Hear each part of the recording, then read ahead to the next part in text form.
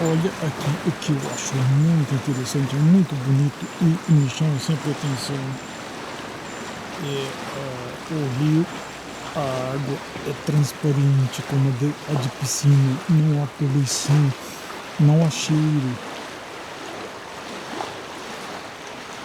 Eu fico muito feliz em saber que é possível viver numa cidade moderna, com passado medieval preservado,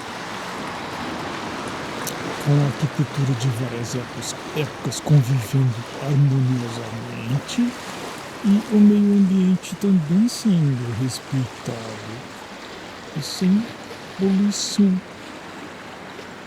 pelo menos sem grandes níveis de poluição. Uma cidade pode sim, no Brasil, encontrar essas soluções urbanísticas que a Suíça encontrou.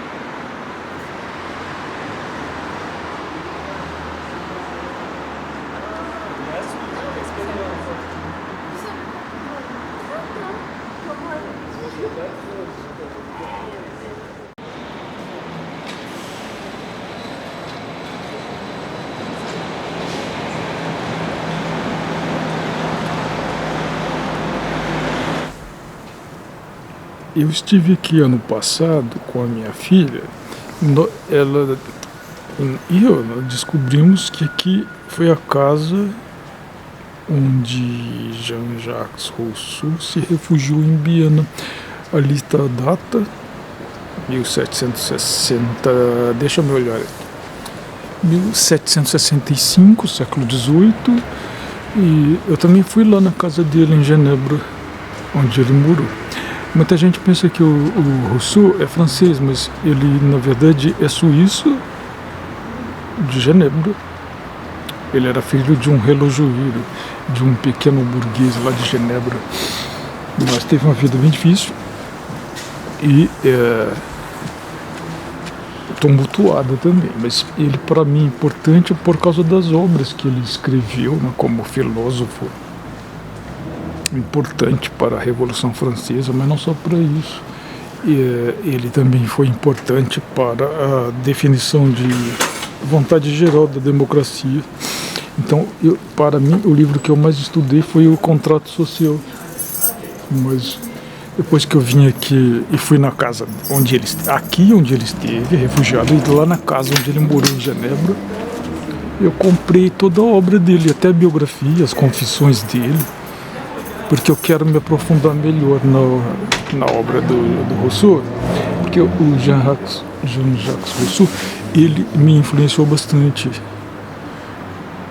Como eu dei do depoimento em Genebra, na casa dele, eu falei que o próprio conceito de vontade geral do contrato social é o que me ajuda a ser professor de história numa escola pública, nas reuniões pedagógicas que nós temos, no conceito que está na lei no Brasil de que as escolas públicas elas têm que ter uma gestão democrática.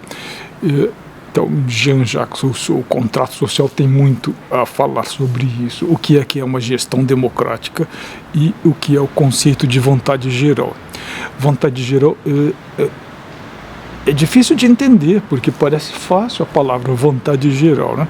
Mas ele já começa dizendo, não é a soma de todas as vontades, não, é o entrechoque de vontades, de tal modo que desse entrechoque resulta uma média, uma síntese dialética em que cada uma das partes se reconhece ali. Então, porque tem a legitimidade democrática. Legitimidade democrática pressupõe isso, que todos os sujeitos sociais de uma determinada sociedade conseguem reconhecer a autoridade das decisões coletivas que se expressam por meio da lei e também do ordenamento jurídico e dos operadores do direito e também do poder, do exercício do poder da força bruta, né, que é o monopólio da força. Ele, no Estado democrático de direito, ele pertence à soberania da lei. Então, exatamente o que no Brasil militares não entendem. Eles acham que o que é soberania para eles? A vontade deles, de 15 generais, que são do alto comando do Exército? Não, com o Jean-Jacques Rousseau, eu aprendi que não, a legitimidade vem do entrechoque de todas as vontades de uma sociedade, que gera uma vontade geral. É isso que dá legitimidade. Então, se a maioria da população de um país é contra certas medidas, não há legitimidade. Assim, um golpe de Estado comandado por 15 generais e 4.000 terroristas que atacaram o Congresso Nacional, o Supremo Tribunal Federal e o Palácio do Planalto, que legitimidade é essa? 4.000 pessoas? Bem, o Brasil tem 220 milhões de habitantes e essa vontade geral se manifestou pela eleição, a última eleição que nós tivemos, né? Então foram eleições legítimas, elas é que têm que ser respeitadas. Isso eu aprendi com o Rousseau. Agora, a democracia é um processo que muda o tempo inteiro. Ele está permanentemente em aberto, ninguém é dono da palavra, não existe palavra final e não existe ponto final. A democracia está permanentemente em aberto. Na disputa política legítima, em que se respeitam os adversários, que não são inimigos. Isso eu aprendi com o Rousseau quando eu tinha 20, 21 anos, né? Agora eu vou fazer 63 anos. Passei a vida inteira lutando pela democracia no meu país. E eu presto homenagem ao Rousseau, porque foi com ele que eu aprendi também. Não só com ele, mas principalmente com ele. E o Contrato Social é um livro importante na minha formação democrática. É por isso que eu gosto de homenagear o Rousseau. E por isso que eu estou aqui, na casa onde ele se refugiou.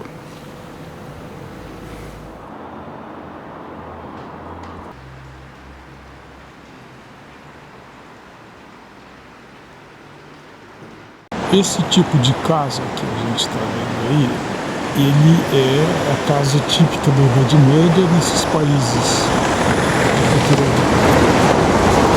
germânica. Também na França. Era uma casa que, na verdade, as paredes eram de estuque. Era uma espécie de barro, não sei se com cal. Aí já deve ter tido alguma alteração, que está com cimento, mas assim, o aspecto eu lembro muito porque a coberta era de palha, de material vindo de vegetação. E as vigas eram de madeira. Esse era a típica casa medieval. Então a cidade de Bienne no começo ela era assim. Depois é que ela foi ficando de pedra, mas quando eles substituem esse estuque por pedra, aí já é o final da Idade Média, século XIV, século XV.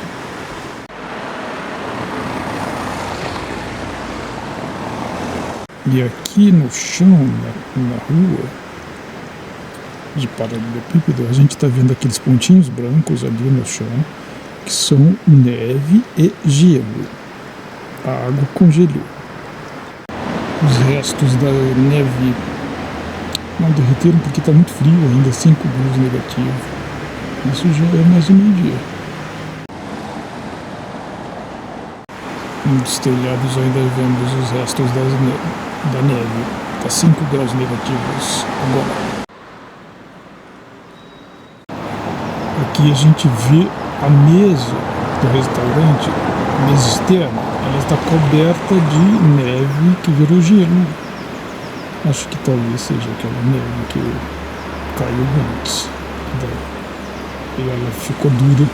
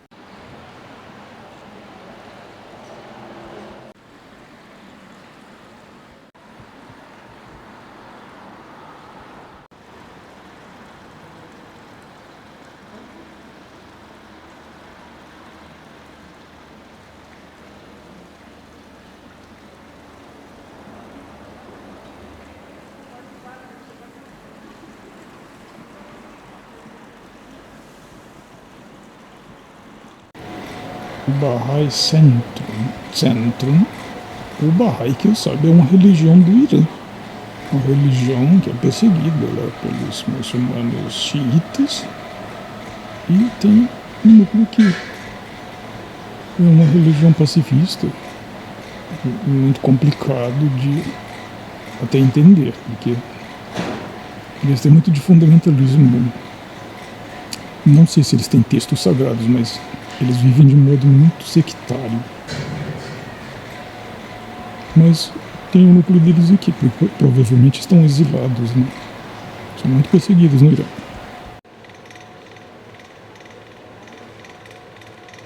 Impressionante, mas eles realmente usam as bicicletas, não é de enfeite não. Por isso que sempre tem bicicletário. Uma coisa que me encanta muito aqui, onde eu vou encontro bicicletas. Aqui é mais comum usar bicicleta do que Vespa. Como em Nápoles, eu vi mais Vespa do que bicicleta em Nápoles.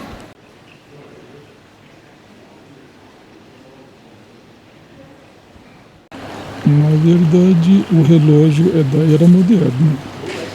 Foi acrescentado aí na torre da igreja, mas também ontem eu descobri que a torre da Catedral de Münster, em Berna, ela é recente, porque até o século XIX não tinha sido completado. Então a gente chega ali e pensa que aquela torre é da Idade Média, mas na verdade ela é do século XIX. Só que eles construíram com o padrão arquitetônico gótico, né? Então ela subiu. Isso era comum também no Brasil, nem sempre as igrejas conseguiam terminar a torre. A torre demorava. Então, é por causa disso que eu não sei se essa torre aqui foi feita na Idade Média, mas o relógio com certeza é da Idade Moderna. Hoje está 6 graus negativos, mas a cidade não está coberta de neve, como eu vi ontem em Berna.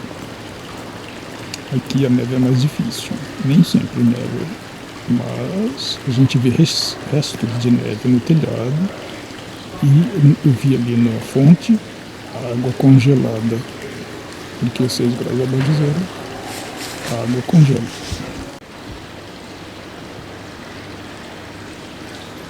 Aqui nós estamos bem na frente da praça da igreja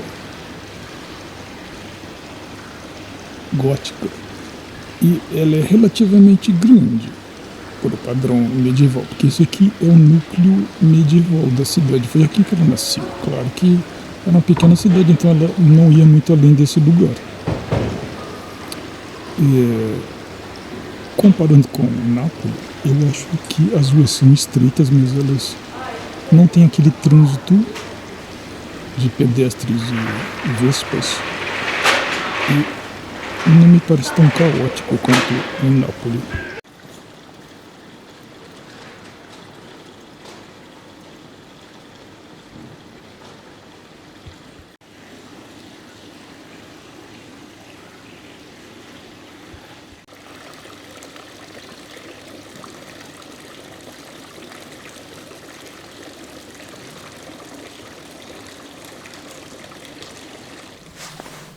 Eu queria falar um pouquinho sobre missões cristãs.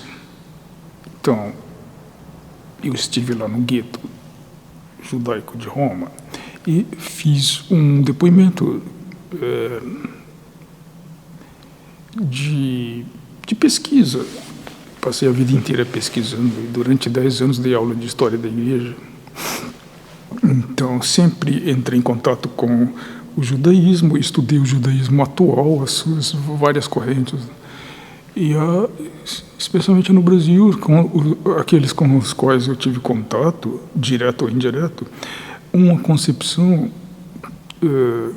que, quando generalizada, de modo geral para a história do judaísmo, é equivocada, de que o judaísmo não fazia e não faz proselitismo.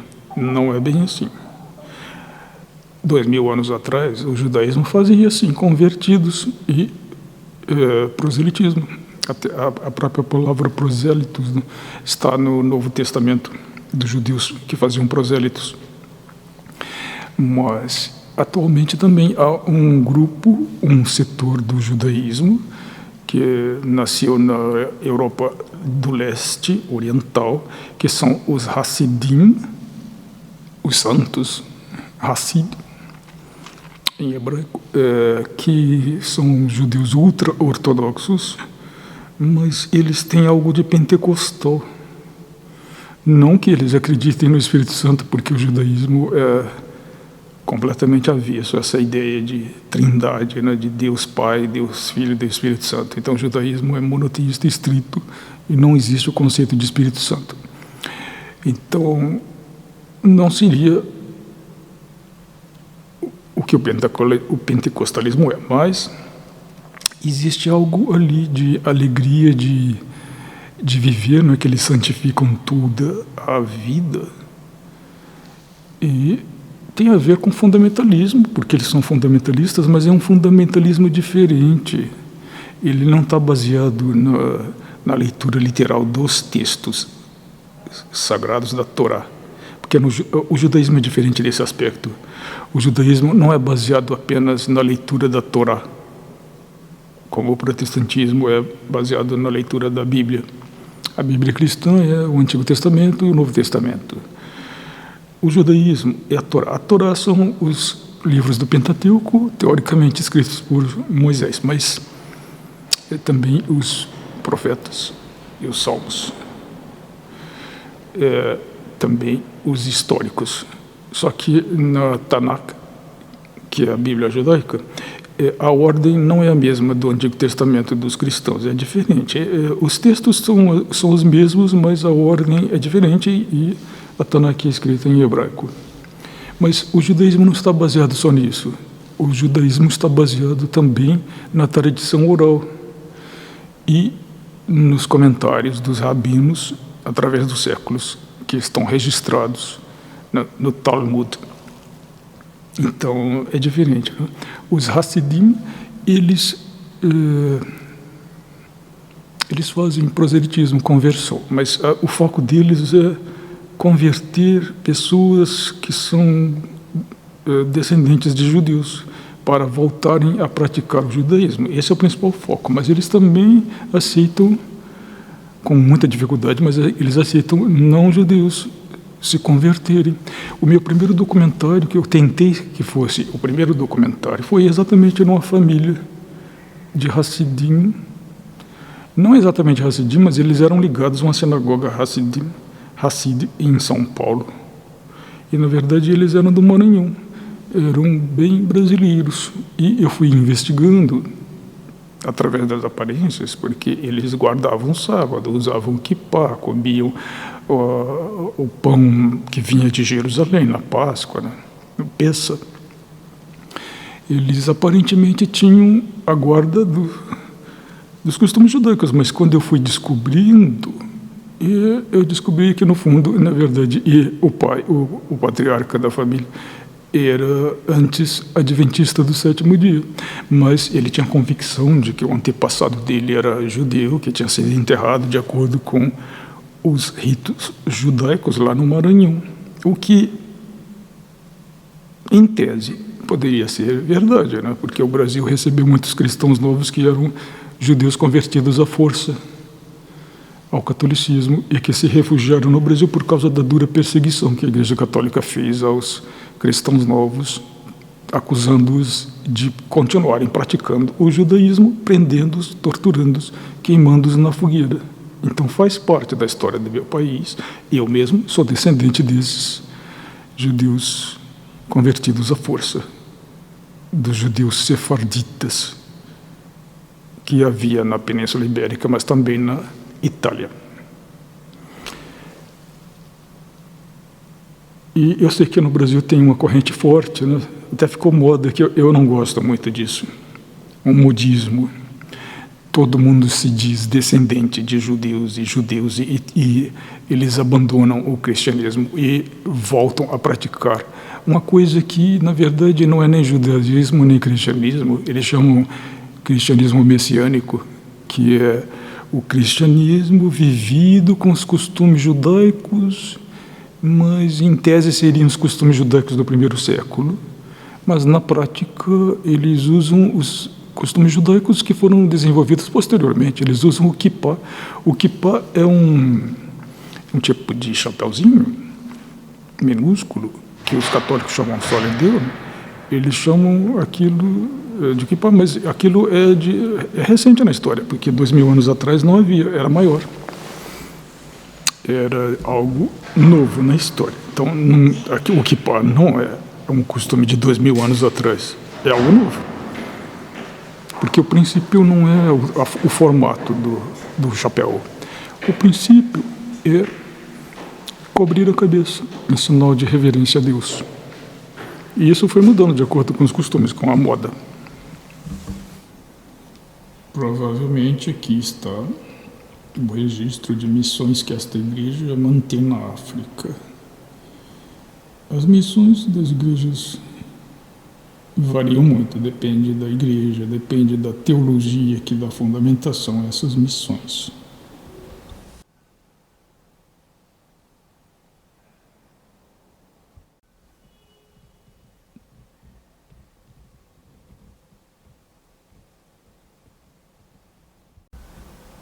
Aqui a gente vê o órgão que se usa nas igrejas católicas. Eu vi lá em San Gennaro, também na Basílica de São Pedro e aqui numa igreja reformada calvinista da Suíça.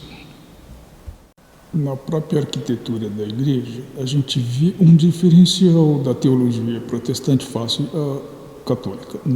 Ali, no prédio arquitetônico da catedral da igreja, eu não sei se aqui era uma catedral, porque catedral remete à cátedra do bispo. Então, provavelmente deveria haver um bispo aqui, mas eu não tenho certeza, eu teria de investigar na história local. Ali fica o púlpito, e o púlpito nas igrejas católicas, ele geralmente ficava na lateral, porque no centro era o altar onde se realizava ritualmente e simbolicamente e sacramentalmente o sacrifício de Cristo. A reforma mudou isso. Então, da lateral, o sermão passou a ocupar o principal. A gente vê aqui do lado tem um púlpitozinho que é muito usado nas igrejas protestantes no Brasil. Aquele púlpito, mas geralmente esse púlpito fica bem no centro. Então, o centro do culto passou a ser, como culminância, o sermão do pastor. E, em algumas igrejas, bispos também. E até ser bispos, que é o caso da igreja anglicana.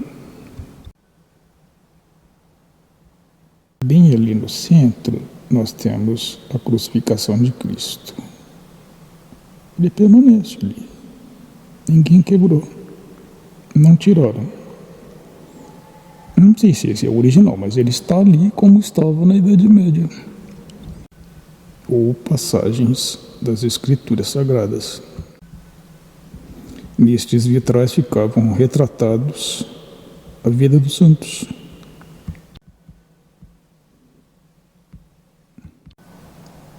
Eu estive na Itália e visitei algumas igrejas católicas antigas, como a de San Gennaro, que tem origem desde o Império Romano.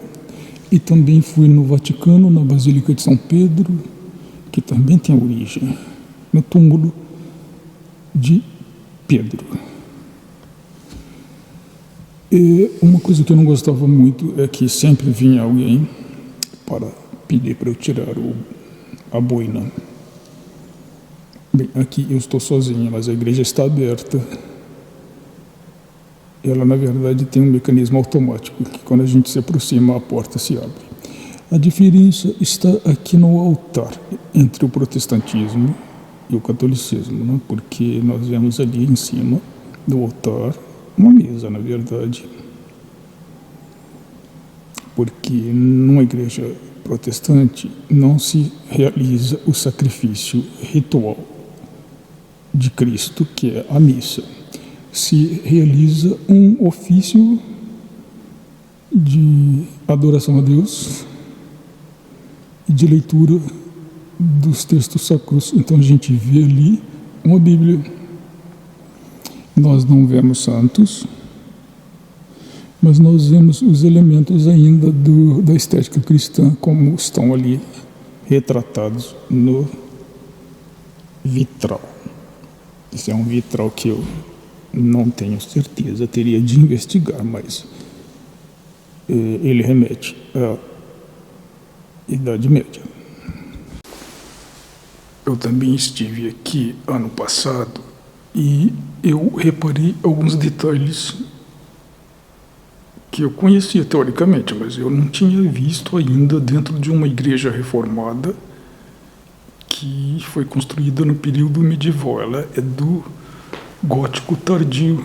Então nós vemos ali um crucifixo com a figura do Cristo e também nós vemos velas acesas, o que mostra que o protestantismo ele não aboliu esses elementos que no Brasil igrejas evangélicas têm verdadeira ojeriza.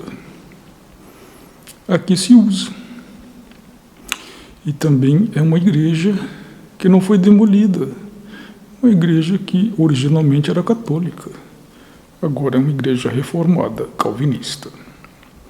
Isso é muito importante, porque eu falei aqui, um dos meus primeiros sermões contra o Silas Malafaia. Aqui nós temos o sino, que nós vimos que toca, não é? Então é muito interessante, porque no Brasil as igrejas protestantes foram proibidas de terem torres e sinos, e os evangélicos brasileiros hoje acham que isso foi uma opção da própria comunidade, quando na verdade foi uma proibição do Tratado de Comércio com a Inglaterra, que o rei Dom João VI, na verdade na época ele era o príncipe regente, ele assinou com a sua majestade inglesa, permitindo que os súditos da Inglaterra, da igreja anglicana, pudessem realizar seus cultos. A primeira vez que eles permitiram. Mas desde que em locais que não parecessem igreja. Então estava expressamente proibido a construção de torres e sinos. Vem daí a origem dessa estética do protestantismo brasileiro, de modo geral, que parece mais com cara de armazém de supermercado, de galpão. E eles acham que isso foi uma opção consciente deles. Não foi. Na verdade, isso aí foi uma imposição da coroa portuguesa. Então, aqui na Europa dá para ver claramente que as igrejas protestantes continuam usando toda essa simbologia cristã, inclusive a da Idade Média, como aqui é uma arquitetura gótica.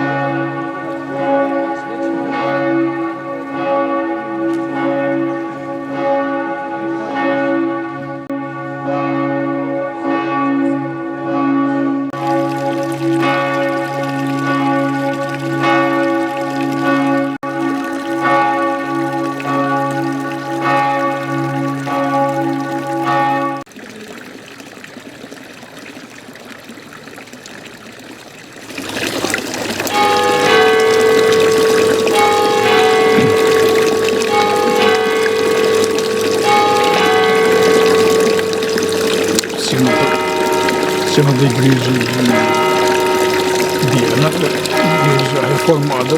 Foi aqui nesse lugar que eu estive ano passado e dei um depoimento para minha filha. Ela gravou.